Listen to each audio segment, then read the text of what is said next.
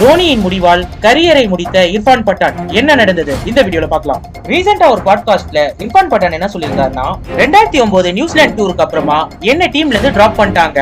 ஒரு வருஷம் முன்னாடி அதாவது 2008 அப்பத்துல இருந்து என்ன டெஸ்ட் டீம்ல இருந்து டிராப் பண்ணிட்டாங்க. நான் வெறும் ஓடிஐயும் T20 தான் ஆடிட்டு இருந்தேன். நியூசிலாந்து டூருக்கு போறதுக்கு முன்னாடி ஸ்ரீலங்கன் சீரிஸ் கூட விளையாடின ரெக்கார்டை எடுத்து பாருங்க. நானும் எங்க அண்ணன் யூசுப் பட்டானும் சேர்ந்து இந்தியாவுக்காக சிங்கிள் ஹேண்டா மேட்ச் வின் பண்ணி கொடுத்தோம். நான் ஃபார்ம்ல இல்லனா பரவாயில்ல என்ன டிராப் பண்றதுக்கு. நான் ஃபார்ம்ல இருந்துமே நிறைய மேட்ச் விளையாடாம என்ன பெஞ்ச்ல உட்கார வச்சிருந்தாங்க. நியூசிலாந்து டூர்ல இருக்கும்போது அப்போ இருந்த கோச் யாரி கிறிஸ்டன் கிட்ட நான் நேரடியா போயிட்டு கேட்டேன், எதுக்கு என்ன பெஞ்ச் பண்ணீங்க?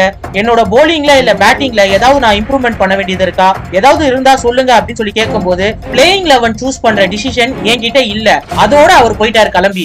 அப்போ என் மனசுக்குள்ள நினைச்சேன், கேப்டன் தான் பிளேயிங் 11 டிசைட் பண்றதுன்னு சொல்லி. அந்த டைம்ல MS தோனி தான் கேப்டனா இருந்தாரு. அவர் தான் பிளேயிங் 11 சூஸ் பண்ணிட்டு இருந்தாரு. ஒரு டீம் வின் பண்றதுக்கு பர்ஃபெக்ட் 11 தான் எந்த கேப்டன் இருந்தாலும் சூஸ் பண்ணுவாங்க. நான் அவர் மேல குறை சொல்ல விரும்பல. நிறைய பிளேயர்ஸ்க்கு டீம்ல பேக்கப் கிடைச்சது. ஆனா எனக்கு ஒண்டி பேக்கப் கிடைக்கவே இல்ல. நான் ஒரு அன்லக்கி பிளேயரா தான் இருந்தேன் அப்போ டீமுக்குள்ள. 3 வருஷம் ஹார்ட் ஒர்க் அப்புறமா 2012ல டீமுக்குள்ள வந்தேன். அதுக்கப்புறமா என்னால டீமுக்குள்ள நிலைச்சு நிக்க முடியல. இந்திய அணி நிறைய நியூ பவுலர்ஸ்க்கான தேடல்ல இருந்தாங்க அந்த டைம்ல. அதுக்கப்புறமா பல வருஷங்கள் வெயிட் பண்ணி பார்த்தேன். வாய்ப்பு கிடைக்காம 2020ல இருந்து என்னோட கிரிக்கெட்டிங் ஜர்னியை முடிச்சிட்டேன். இப்போ உட்கார்ந்து யோசிக்கும் போது நான் இன்னும் சில வருஷங்கள் ஆடி இருக்கலாமோன்னு தோணுது. ஆனா தலையெழுத்துப்படிதான் எல்லாமே நடக்கும் அப்படின்னு சொல்லி இர்ஃபான் பட்டான் அவர்கள் சொல்லியிருக்காருங்க.